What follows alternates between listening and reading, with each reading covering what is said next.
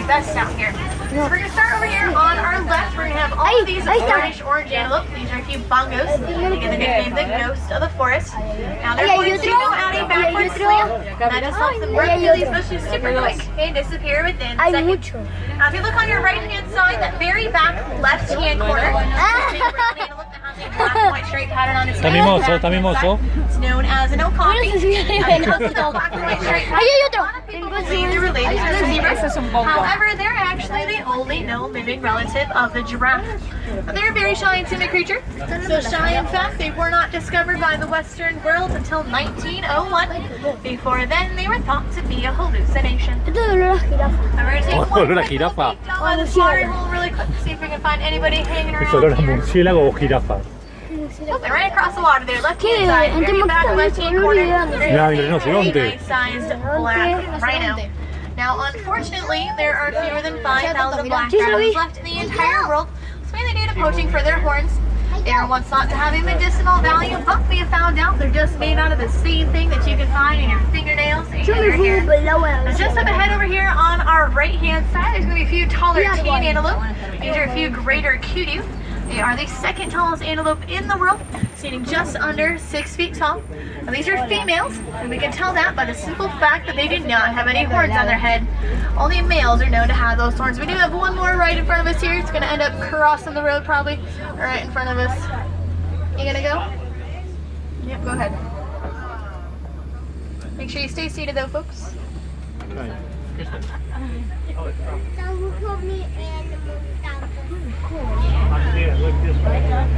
that was quite a few animals in one small little area, but we're just going to make our way on out of the forest here and start heading on over towards the Safi River. See if we can find that direction. They don't have as many trees to hide behind, so sometimes it can be a little bit easier to find something over there. That wasn't too bad though. Everyone was pretty active. Hopefully we can keep that momentum going.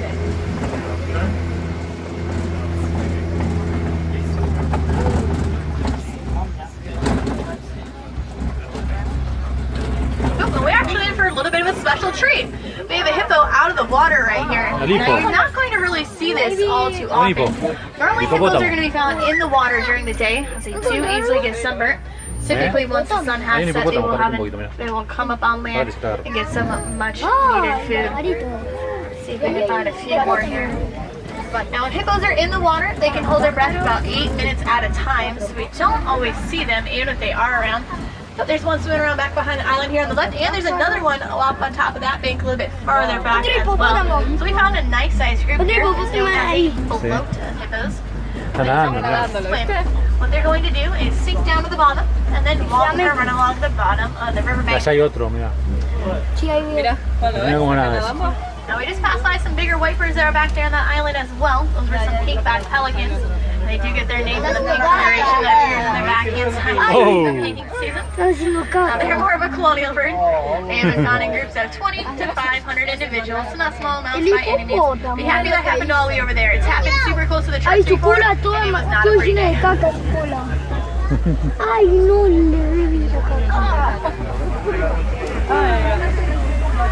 Looks like we do have some pretty large Nile crocodiles over here on the left as well. Now these crocodiles can easily reach lengths about 18 to 20 feet long. Thank you. Cocodrilos. Guys are about 18 to 20 feet long, which is the same length as a giraffe is tall. But they stay completely still in the water. They can hold their breath about 2 hours at a time. And they do have a jaw for sure, 2,000 pounds per square inch. Now, shockingly enough, the Nile crocodile is not the most dangerous animal in all of Africa. A title has been given to the hippo. There are more hippo accidents than any other animal on that entire continent. But we're going to go check out the savannah next. That's typically where we can find some of those more popular animals. Hopefully they're pretty active right now, making their way on through the area. And you guys are able to get some really good photo opportunities while we are down there. We're going to make one quick little pass by this very large tree here on our right. It's known as a baobab tree. Its nickname, however, is the upside down tree. They go leafless for about 9 months out of the year, and they will hold all the water that they need in those trunks of theirs. This spot right here, this is my favorite spot in the entire reserve. It's an absolutely beautiful view of how the savannah can just go on for miles on end. Now the savannah is molded by the animals that live here. The elephants are going to come on through. They will knock down any dead trees. They are the bulldozers. giraffes go underneath the living trees, they will make them all the exact same level. And the preeners, as those animals come on by, they do mow the grass, so everything's pretty much taken care of by the animals, for the animals.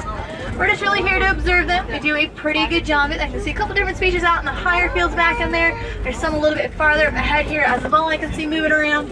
Got a nice little variety all spread out. That's exactly how you want it. If everybody's too close together, you don't really know where to look, and sometimes it can get a little overwhelming. Let's see who we can find first down here.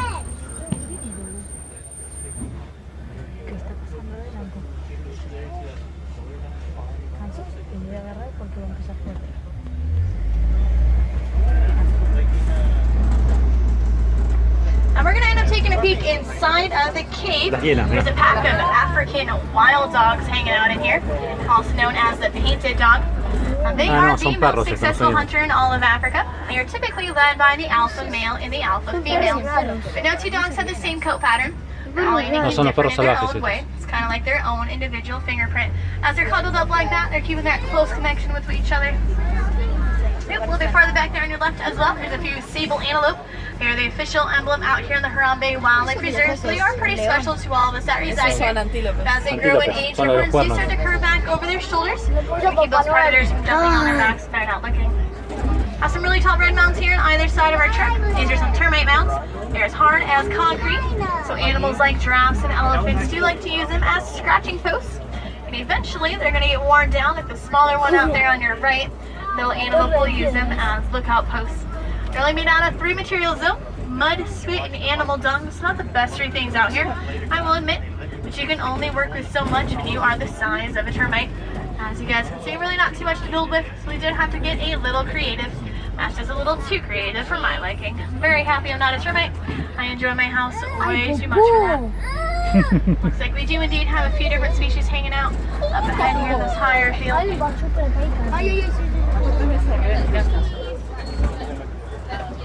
And we're going to start right over here on our right-hand side. We do have a smaller herd of white-bearded wildebeest poking around. They participate in one of the greatest migrations in the world. It's known as the Great Migration.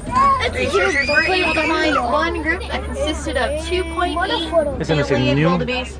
So they are the second most populated mammal, second only to our humans, of course, kind of taking over the world here a little bit.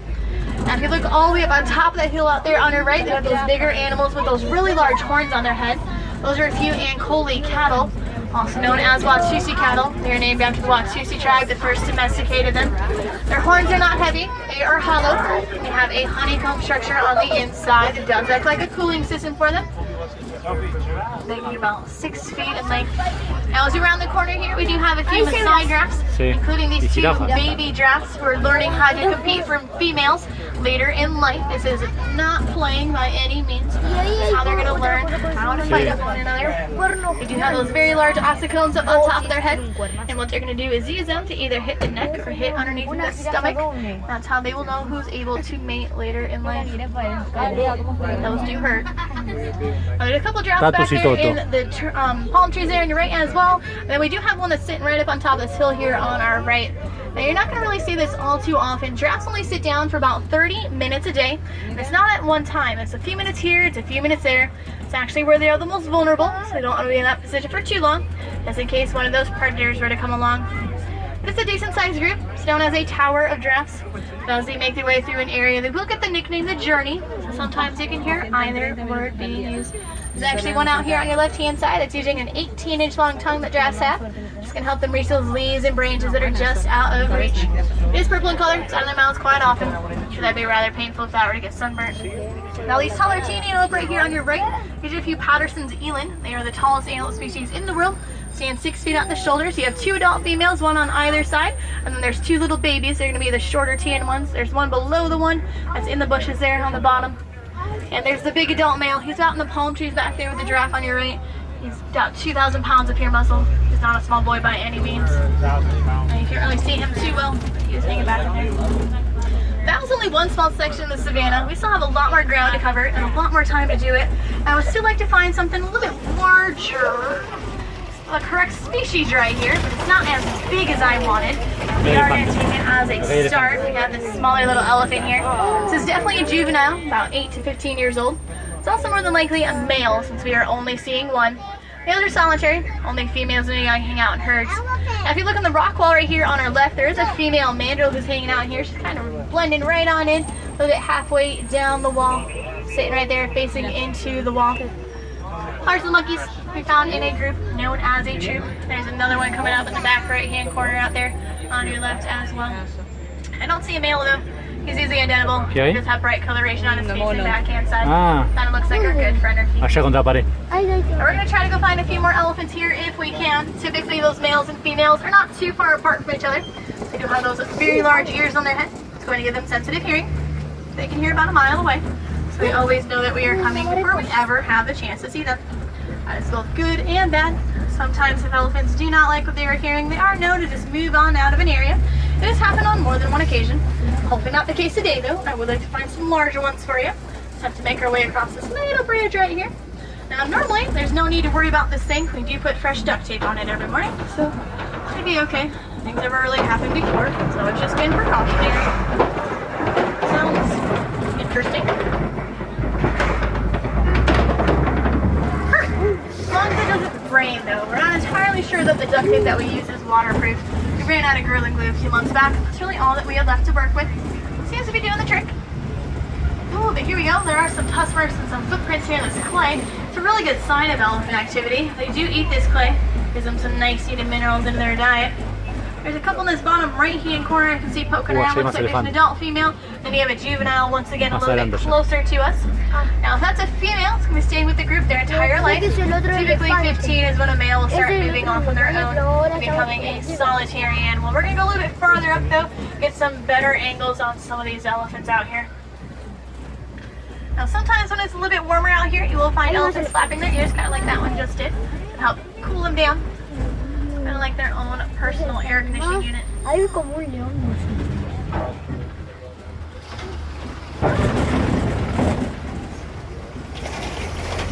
are. Now elephants do live in a matriarchal society. That typically means there's one adult female who's in charge of all the decision making. And that'd be about food, water, shows all the best places to go and the best ways to get there. Because not always the oldest, doesn't hurt. Typically they do have the most experience when it comes to that sort of thing. Now the juvenile is going to be to the left. It's got its ears nice and flat. Look right underneath it. There is a little baby elephant that one is protecting. It's lying down there in the dirt. They're always going to be go starting to sit on up there a little bit. Now elephants do have a gestation period about 22 months. When babies are first born, they can already weigh about 300 pounds. There's those one woolly cattle out there on your right hand side as well. See how big those horns are? Nice and big. Little one's up from the nap, all done, taken care of. They're going to hang out in that dirt. It's going to keep it nice and cool.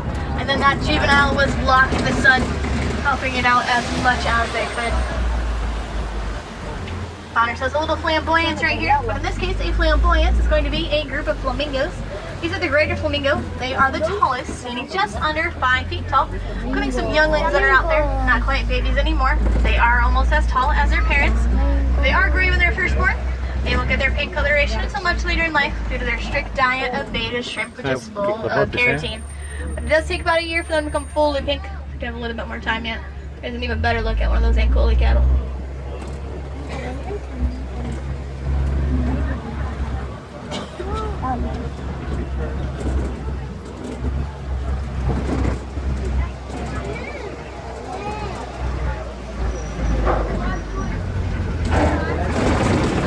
Like the wardens were able to stop some poachers that made their way onto the reserve, trying to get some of those elephant tusk and rhino horns back. Unfortunately, poaching is still the #1 leading cause of population decline for both those species. Really trying to stop that if we can. It's not an easy battle to win though. It seems like it's absolutely never ending. So these guys here, these are my best friends. They find me every day. They stop my truck every day. So I try to not to give them that opportunity anymore. These otters are the largest birds. They can't fly. But to make up for, they do reach speeds about 40 miles an hour. As long as they start walking